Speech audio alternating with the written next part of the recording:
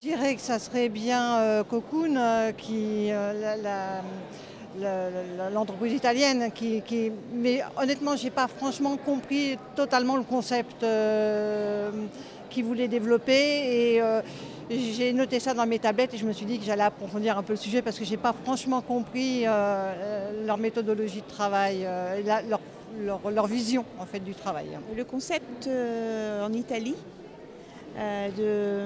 vraiment qu'il n'y ait plus la même hiérarchie, enfin qu'il n'y ait plus de hiérarchie, ça nous paraît un petit peu surréaliste et en fait ça a l'air de super bien marcher. Après, c'est se demander comment on peut adapter ça dans les différentes structures. Il y a des choses oui, notamment sur les espaces de travail, sur les échanges, l'incitation aux échanges entre les salariés et dirigeants. Ça, c'est des choses qui nous plaisent, oui, effectivement, oui, qui sont intéressantes. Il y a des choses qui sont vraiment décapantes. Il y a cette entreprise qui propose lorsqu'un travail était réalisé, ou bien toucher de l'argent pour ce travail, ou bien en retirer des points de pouvoir et monter en responsabilité dans l'organisation. Ça, c'est extrêmement moderne. Le choix entre responsabilité et salaire, c'est à contre-courant des idées reçues. La mise en place d'une organisation avec des crédits pour effectivement permettre aux salariés de pouvoir donner leurs idées. Et celle-là, ouais, m'a plus interpellé. Celle de la Belgique. Parce que les salariés, enfin collaborateurs, choisissent vraiment leur temps de travail, leur jour de travail et ça je trouve que c'est très enrichissant. Toutes les entreprises étaient dans des modèles que j'ai trouvés pas si innovants que ça. C'était pas aller chercher l'innovation derrière les étoiles, mais c'était des choses assez simples qu'on pouvait mettre en pratique dans son entreprise assez facilement en fait. C'était juste une question de changer peut-être son regard de point de vue, d'angle de vue.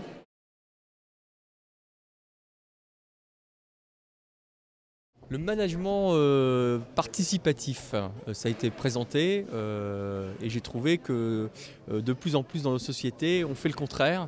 Et je trouve que c'est bien à développer comme innovation sociale. C'est la collaboration entre entreprises. C'est vraiment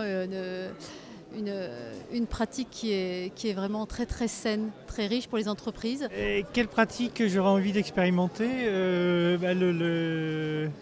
management partagé. On a parlé d'innovation en impliquant les salariés de l'entreprise et tous les freins que l'on pouvait y rencontrer, mais en impliquant vraiment les salariés de l'entreprise dans la gouvernance. On a déjà des pratiques assez conviviales dans notre entreprise. Par exemple, quand on fait une bêtise, on amène des croissants le lendemain et on se retrouve tous vers 9h30, 10h pour débriefer sur la bêtise ou pas. Et on mange des croissants achetés par la personne qui a commis l'erreur.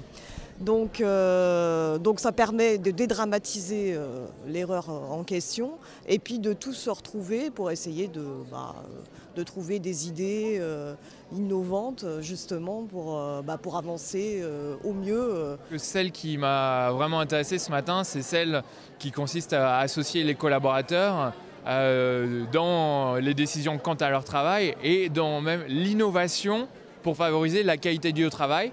Et une très jolie phrase qui disait « Pour une situation complexe, il faut une démocratie ». C'est là qu'elle est appropriée et en associant managers, organisations et collaborateurs, on aura des idées nouvelles pour favoriser la qualité du travail.